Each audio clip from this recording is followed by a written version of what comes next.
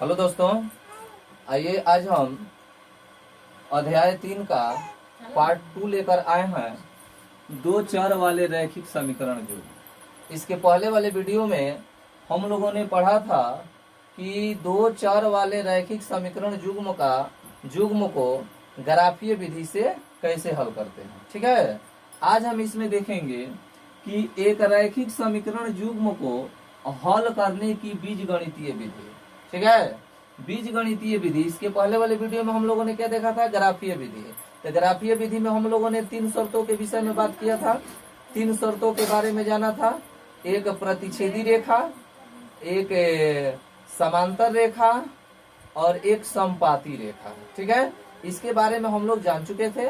आज हम लोग रैखिक समीकरण युग्म को हल करने की बीजगणितीय विधि को जानेंगे। यानी बीजगणितीय विधि क्या होता है?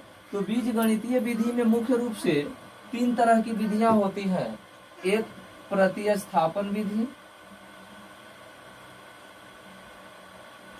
दूसरा होता है विलोपन विधि और तीसरा होता है वज्र गुणन विधि। ठीक है, तो ये बीजगणितीय विधि ये मुख्य रूप से 3 है, जिसमें पहला है प्रतिस्थापन विधि, दूसरा है विलोपन विधि। विलोपन विधि को हम विलुप्त विधि भी बोलते हैं। क्या बोलते हैं? विलुप्त। और तीसरा जो है हमारा वज्र गुणन विधि। यानी इन तीनों विधियों के बारे में हम बारी बारी से जानेंगे। ये तीनों विधियां किसके अंतर्गत आती है? बीजगणितीय विधि के अंतर्गत आती है। तो सबसे पहले आइए हम शुरू करते हैं क्या? प्रतिस्थापन विधि। प्रतिस्थापन विधि क्या होता है, इसको हम उदाहरण से समझने का प्रयास करते हैं। देखिए, आपके पास एक रैखिक समीकरण युग्म दिया रहेगा। ठीक है, रैखिक समीकरण युग्म दे दिया रहेगा और कहेगा कि आप इसको प्रतिस्थापन विधि से हल करें या विलोपन विधि से हल करें या वज्र गुणन विधि से हल करें। जब ये तीनों में से नाम दे देगा तब तो आपको उसी विधि से उस समीकरण का हल ज्ञात करना होगा। कभी कभी दे देता है कि दिए गए रैखिक समीकरण युग्म का हल ज्ञात करें, तो केवल हल ज्ञात करें। तो आपको जो सुविधा है, ये बेहतर समझ रहे हैं, ये बेहतर समझ रहे हैं, ये बेहतर समझ रहे हैं, जो जिस विधि को जो जितना अच्छा से समझ रहा है वो उस विधि से उस सवाल को बना सकता है। लेकिन पहले ही कह दिया कि दिए गए रैखिक समीकरण युग्म को प्रतिस्थापन विधि से हल करें, विलोपन विधि से हल करें, वज्र गुणन विधि से हल करें, ग्राफीय विधि से हल करें, तब तो आपको उसी विधि से ही हल करना होगा। तो आइए हम देखते हैं प्रतिस्थापन विधि क्या होता है। तो सबसे पहले आपके सामने क्या दिया रहेगा? रैखिक समीकरण युग्म दिया रहेगा। रैखिक समीकरण युग्म का सामान्य रूप क्या होता है तो हम पहले वीडियो में बात कर चुके हैं। यदि आप नए हैं तो पहले अध्याय 3 का पाठ परिचय पार्ट 1 देख लीजिए। यदि हमारे इस वीडियो को लाइक, शेयर और सब्सक्राइब नहीं किए हैं तो प्लीज ये कर दीजिए, ताकि वीडियो बनाने में बहुत मेहनत लगता है, इतना तो बनता ही है। चलिए देखिए, तो प्रतिस्थापन विधि को पढ़ने के लिए सबसे पहले इस विधि से हम समीकरण को हल कैसे करेंगे। सबसे पहले हमारे सामने कुछ रैखिक समीकरण युग्म रहेगा। जैसे मान लीजिए यहाँ 7x माइनस 15y बराबर 2 तथा ये मैं एनसीईआरटी का उदाहरण लेकर आपको समझा रहा हूं। ठीक है ना, x प्लस 2y बराबर दिया है 3। ये आपका रैखिक समीकरण युग्म है। युग्म का मतलब जोड़ा। युग्म का मतलब क्या होता है? जोड़ा। तो रैखिक समीकरण युग्म का सामान्य रूप हम बात कर चुके थे। a1x होता है, b1y होता है, प्लस c1 बराबर 0 कहिए, a2x plus b2y plus c2 बराबर 0। ये c1 उधर भी हो सकता है, c2 उधर भी हो सकता है। ठीक है ना, इसको हम पहला समीकरण मानते हैं, इसको दूसरा समीकरण मानते हैं। कहने का मतलब युग्म का मतलब जोड़ा हमेशा रहता है। और रैखिक का मतलब क्या होता है? एक चर राशि का घात केवल 1 होगा, चर राशि का पावर केवल क्या होगा? 1 होगा। यही होता है रैखिक। तो ये आपका रैखिक समीकरण है, ये भी आपका रैखिक समीकरण है। 2 गो है, इसलिए हम इसको बोलेंगे रैखिक समीकरण युग्म। तो इसको हम बीजगणितीय विधि यानी पहला बीजगणितीय विधि में क्या लिए हैं? प्रतिस्थापन विधि। तो प्रतिस्थापन विधि को हम हल करते हैं। प्रतिस्थापन विधि से हम कैसे इस रैखिक समीकरण का हम हल करेंगे। तो सबसे पहले हम हल में क्या करते हैं कि 7x माइनस 15y बराबर 2 इसको हम पहला समीकरण मानते हैं, और x प्लस 2i बराबर 3 इसको हम दूसरा समीकरण मानते हैं। ठीक है। अब इसके बाद हम क्या करेंगे, हम हल कर रहे हैं किस विधि से, प्रतिस्थापन विधि से। प्रतिस्थापन विधि को समझना है तो प्रतिस्थापन विधि में क्या होता है कि सबसे पहले आप इन दोनों समीकरण में से किसी एक समीकरण को ले लीजिए और उसे दूसरे चर के रूप में बना दीजिए। तो सबसे पहले इन दोनों में से किसी को आप ले लीजिए। चूंकि देखिए हम दूसरा समीकरण को ले रहे हैं, x प्लस 2y बराबर 3।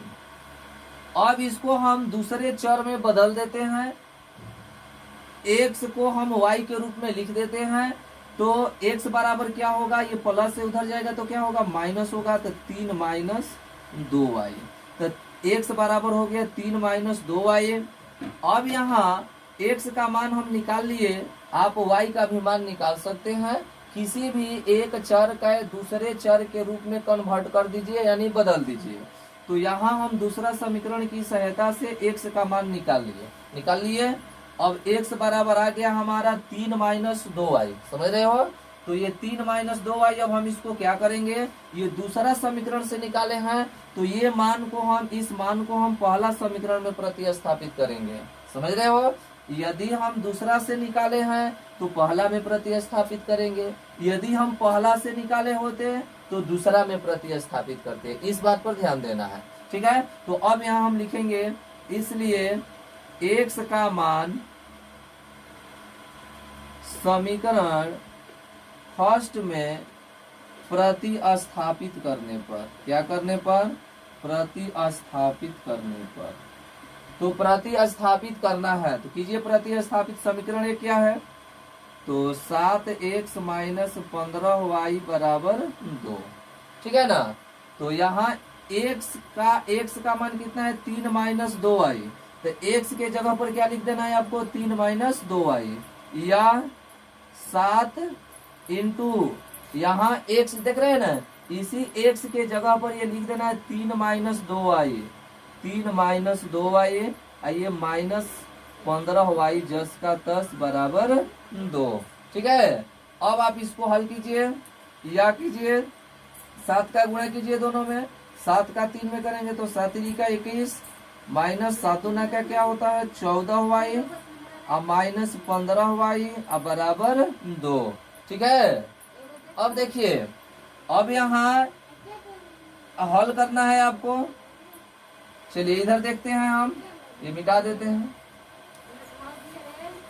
अब हम क्या करेंगे कि यहाँ या 21 है, ये माइनस 14y और माइनस 15y, क्या होगा, माइनस 14y माइनस 15y। तो जब 2 को माइनस में रहता है तो चिन्ह माइनस का होता है, अंक को क्या कर देते हैं, जोड़ देते हैं। तो 14 15 क्या होता है, 29y हो जाएगा, 5 4 9 और 1 1 2, 29y अब बराबर क्या हो गया 2। अब यहाँ चर को एक तरफ, अचर को एक तरफ कीजिए, तो यहाँ लिखेंगे चूंकि या माइनस 29y बराबर क्या हो जाएगा, ये प्लस में उधर जाएगा तो क्या हो जाएगा माइनस, तो 2 माइनस 21। चूंकि माइनस 29y बराबर क्या आ गया, 2 में से 19 घटाएंगे माइनस, 2 में से 21 घटाएंगे क्या होगा माइनस 19।